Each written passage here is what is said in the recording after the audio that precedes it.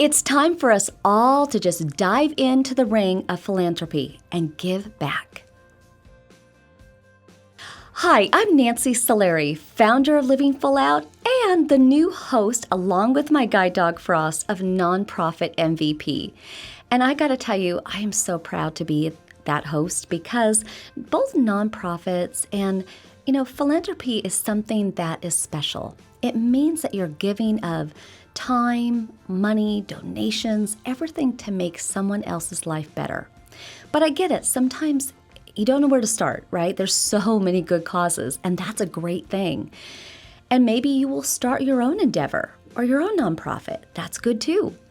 I want to make sure that you check out the video in our description because getting started, getting off the couch, creating your idea, that's step one.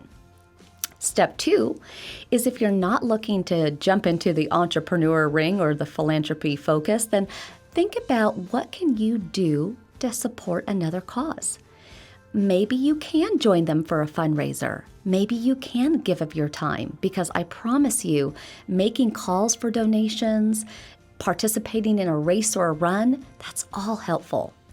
I always think about, at the very end of it all, the recipients of that great service, products, of your time, of your money.